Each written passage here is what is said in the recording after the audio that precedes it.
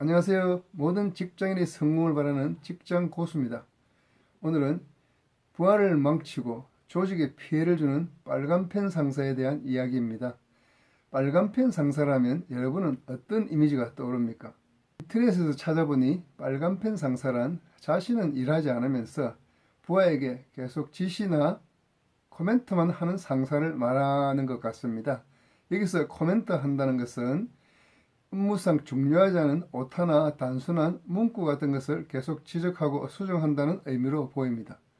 아마도 자신은 실무를 하지 않으면서 부하들에게 지시하고 관리하고 결제만 하는 그런 5, 60대 기성세대를 두고 하는 말인 것 같습니다.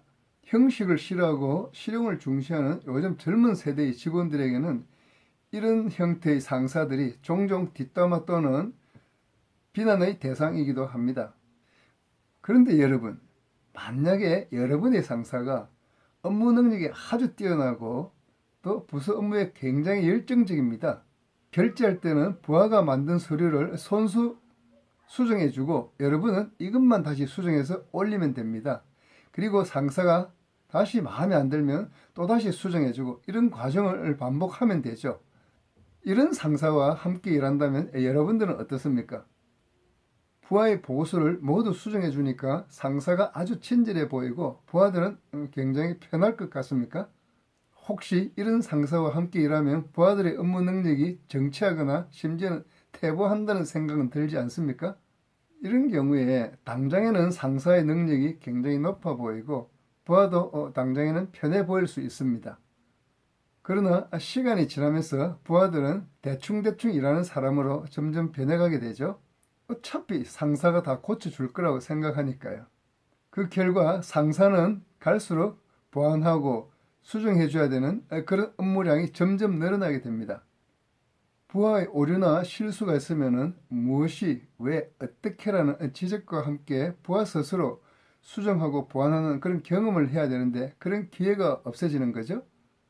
그런 과정이 없으니 부하는 경험하고 성장할 기회를 갖지 못합니다. 그리고 업무는 큰 문제 없이 진행되니까 부하들은 그런 상황에 점점 익숙해지는 거죠.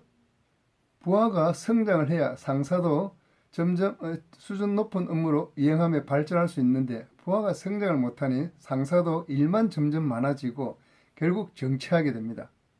결과적으로 당장의 업무 성과는 나겠지만 상사나 부하 모두 정체하고 퇴보하는 그런 상황이 된 것이죠.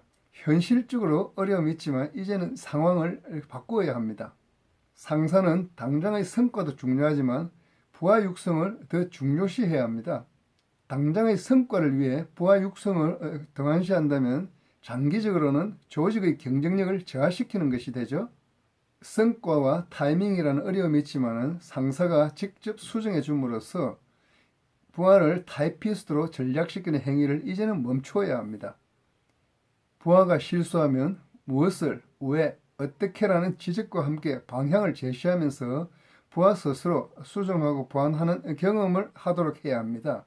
시간이 걸리고 물론 번거로울 수 있습니다. 그러나 부하가 성장할 수 있는 기회입니다. 부하가 성장해야 상사도 성장할 수 있다는 생각을 해야 됩니다. 그리고 상사가 바뀌지 않는다면 부하도 자신의 발전을 위해서 스스로 노력해야 합니다. 상사가 지적한 부분은 그 의견을 따르되 자신의 의견을 스스로 정리하여 상사와 협의해보는 그런 노력을 기울여야 되는 거죠. 최소한 대충대충 하는 그런 수동적인 자세는 완전히 버려야 합니다. 지금 당장이 편하다고 대충대충 하는데 익숙해지면 향후 1, 20년을 무능한 직원으로 보낼 수도 있습니다. 이런 문제를 개선하려면 상사의 역할이 가장 중요하죠. 본인의 발전과 부하의 장래를 위해서 이제는 바꿔야 합니다. 처음에는 어렵겠지만 몇 개월만 잘 견디면 부하들의 성장에 따른 효과를 잘 느낄 수 있을 겁니다. 오늘의 결론입니다. 당장의 성과보다 부하 육성이 더 중요하다. 부하가 성장해야 상사도 발전한다. 오늘의 주제, 여러분의 직장 생활에 도움이 되었으면 좋겠습니다. 여러분의 건투를 빕니다.